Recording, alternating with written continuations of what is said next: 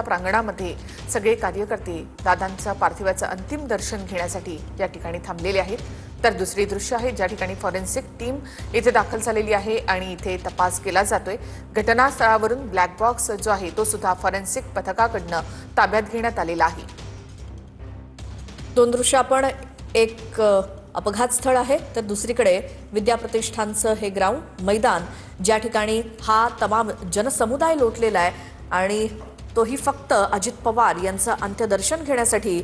सर्व बारामतीकर आहेत, काटेवाडीकर आहेत किंवा मग महाराष्ट्रातून देखील अनेक चाहते अजित पवारांचे हे धावत बारामतीकडे आलेत, कारण अजित पवार यांच्यावरती असलेलं त्यांच्या चाहत्यांचं प्रेम हेच त्यांना इथपर्यंत घेऊन आलंय आणि राजकीय नेते मंडळी सुद्धा हे अजित पवार यांच्या पार्थिवाचं दर्शन घेण्यासाठी आज बारामतीत आहेत। उद्या सकाळी 11 वाजता दादांच्या पार्थिवावर अंत्यसंस्कार केले जाणार आहेत। त्याआधी आज रात्री 10 वाजेपर्यंत विद्याप्रतिष्ठानच्या प्रांगणामध्ये दादांचं पार्थिव ठेवलं जाणार आहे आणि त्यानंतर त्यांच्या निवासस्थानी हे पार्थिव ठेवलं जाईल। एकीकडे फॉरेन्सिक पथकाकडून घटनास्थळाची पाहणी केली जाते, तिथं तपास सुरू करण्यात आलेला आहे, कारण वेगवेगळ्या पद्धतीनं जी काही वक्तव्य समोर येत होती, अर्थात हा अपघात नेमका कशामुळे झाला। शरद पवार यांनीच दिलेली प्रतिक्रिया, यामध्ये राजकारण नाही, हा निव्वळ अपघात आहे। या सगळ्या अपघातानंतर शरद पवार यांची आलेली ही पहिली प्रतिक्रिया आणि महाराष्ट्राचं झालेलं न भरून निघणारं असं नुकसान, अशी प्रतिक्रिया शरद पवार यांची।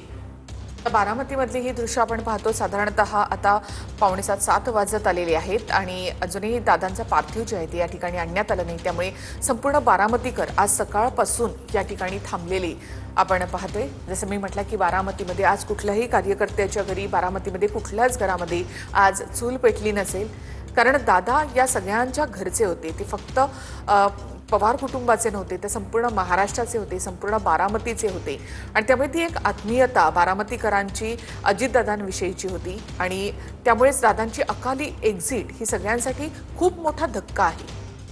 त्यामुळे ज्या वेळेला अपघात झाला, अगदी त्या घटनास्थळापासून जे अगदी रडतानाचे व्हिडिओ समोर येत आहेत किंवा त्यांचे कार्यकर्ते, त्यांचे चाहते, त्यांना अश्रू अनावर होत नाही आहेत आणि आता या सगळ्या घडामोडी आपण बारामतीतल्या बघतोय, ती म्हणजे ज्या ठिकाणी हे सगळेजण पवार कुटुंबीय किंवा नेते मंडळी आलेले होते, त्या मेडिकल कॉलेजमधनं विद्याप्रतिष्ठानच्या प्रांगणामध्ये हे सगळं नियोजन करण्यात आलेलं आहे अंत्यदर्शनासाठीचं। आज हे पार्थिव इथे अंत्यदर्शनासाठी असेल, उद्या सकाळी 9 वाजता अंत्ययात्रा निघेल आणि सकाळी 11 वाजता अंत्यसंस्कार होतील। फॉरेन्सिक टीम या ठिकाणी अजूनही तपास करत आहे। नेमका अपघात कसा झाला या कारणांचा शोध घेण्यासाठी म्हणून बारकाईनं या ठिकाणी तपास केला जातोय। ब्लॅक बॉक्स ताब्यात घेण्यात आलेला आहे। इतर काही अवशेष काही मिळतायत का, काही संशयास्पद असं काही आढळतंय का, तर याचा देखील तपास फॉरेन्सिक टीम या ठिकाणी करते, कारण महाराष्ट्रातल्या एका मोठ्या नेत्याचं अर्थात उपमुख्यमंत्र्यांचं निधन यामध्ये झालेलं आहे आणि त्यामुळे देखील कुठलीही चूक राहू नये किंवा नेमका रिपोर्ट यामध्ये समोर यावा यासाठी म्हणून फॉरेन्सिक पथक जे आहे ते या ठिकाणी तपास करते। त्यामुळे राजकीय नेते मंडळींकडून अशा विमानांचा वापर सर्रास होत असतो एका ठिकाणाहून दुसऱ्या ठिकाणी जाण्याकरता। त्यामुळे उपमुख्यमंत्री एकनाथ शिंदे यांनी ज्यावेळी प्रतिक्रिया दिलेली होती की यापुढे देखील असं होऊ नये याची काळजी घेतली पाहिजे, त्यामुळे याची कारणं सुद्धा तपासणं तितकंच महत्त्वाचं आहे, जेणेकरून यापुढे काय काळजी घेतली पाहिजे हे लक्षात येईल। नेत्यांचे दौरे, त्यांची धावपळ आणि त्यामुळे अशा प्रकारचे होणारे अपघात याकडे देखील या निमित्तानं लक्ष वेधलं गेलेलं आहे। या आधीपर्यंत आपण रस्ते अपघात पाहिले होते, मात्र आता गेल्या काही दिवसांमध्ये विमान अपघातांमध्ये वाढ होताना देखील आपण पाहिली। मग तो आपल्याला या विमान अपघातामुळे बिपिन रावत यांचा झालेला अपघात असो, लष्कर प्रमुखांचा, त्यानंतर अहमदाबाद या ठिकाणी झालेला विमान अपघात असो, या सगळ्या विमान अपघातांची आठवण या निमित्तानं इथे होत आहे की किती अनिश्चितता या सगळ्यामध्ये असते। आता पार्थिव हे विद्याप्रतिष्ठानच्या प्रांगणामध्ये आणलं जाते, त्यासाठीच्या या हालचाली आपण बघतोय।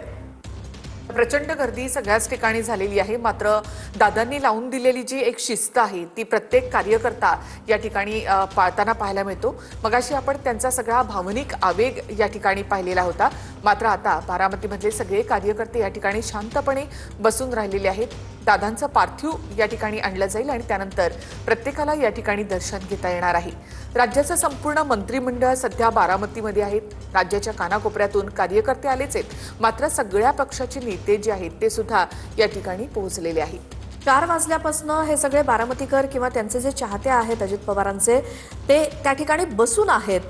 वाट बघतायत पार्थिव कधी येईल, अंत्यदर्शन घेता येईल यासाठीची. आणि आता साधारण संध्याकाळचे 7 वाजत आलेत, मात्र तरी देखील शांततेत हे सगळे कार्यकर्ते आहेत.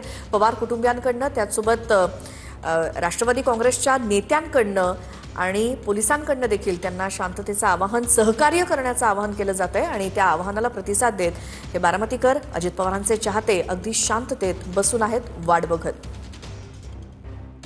आज सकाळी 8:10 मुंबईहून बारामतीकडे त्यांच्या चार्टर्ड विमानानं ते रवाना झालेले होते आणि साधारणतः 8:46 हा अपघात झालेला आहे आणि महाराष्ट्रासाठी एक मोठा धक्का बसला. अजित पवार यांच्यासारखं एक नेतृत्व महाराष्ट्रानं आज गमावलेलं आहे. मला वाटतं ही ॲम्ब्युलन्स आलेली आहे आणि याच ॲम्ब्युलन्समधनं आता हे पार्थिव. तर कार्यकर्ते मोठ्या संख्येनं आता विद्याप्रतिष्ठानच्या प्रांगणामध्ये आहेत. दुसरीकडे फॉरेन्सिक टीम ही तपास करते. 2 अधिकारी घटनास्थळी या ठिकाणी तपास करत आहेत. अंधार पडलेला आहे आणि त्यानंतर सुद्धा या ठिकाणी तपास जो आहे फॉरेन्सिक टीमचा तो इथे सुरू आहे. नेमकी कारणं जी आहेत ती शोधली जाणार आहेत. लवकरच या संदर्भातला रिपोर्ट देखील समोर येईल. काही वेळापूर्वी शरद पवारांची प्रतिक्रिया देखील आपण पाहिलेली आहे. यामध्ये कोणतंही राजकारण नाही, अपघात आहे असं शरद पवार यांनी म्हटलंय. महाराष्ट्राचं न भरून निघणारं अतोनात नुकसान झालेलं आहे अशी प्रतिक्रिया शरद पवार यांनी दिली आहे. 2 अधिकारी आहेत फॉरेन्सिक टीममधले जे घटनास्थळावरती अजूनही तपासणी करतायत. नमुने गोळा करण्याचं काम सध्या सुरू आहे आणि हे नमुने गोळा केल्यानंतर जे हवंय ते गोळा केल्यानंतर मग त्याचा एक अहवाल समोर येईल आणि यामध्ये ब्लॅक बॉक्स सुद्धा ताब्यात घेण्यात आलेला आहे आणि त्यामधनंच या अहवालातनं समोर येतील कारणं. हा विमान अपघात नेमका झाला कसा आणि कोणत्या कारणामुळे. अजित पवार यांचं पार्थिव या ठिकाणी आता विद्याप्रतिष्ठानच्या प्रांगणामध्ये नेलं जाणार आहे. तर या शववाहिनीमधून दादांचं पार्थिव जे आहे ते नेलं जाणार आहे. त्याच्या हालचाली आता या ठिकाणी वाढलेल्या आहेत. सकाळी अपघात झाला त्यावेळेला दादांचं पार्थिव हे रुग्णालयामध्ये नेण्यात आलं होतं आणि त्यानंतर पोस्टमॉर्टमसाठी म्हणून या ठिकाणी आणण्यात आलेलं आहे. तर आता दादांचं पार्थिव जे आहे ते विद्याप्रतिष्ठानच्या प्रांगणामध्ये नेलं जाते. त्याची ही थेट दृश्य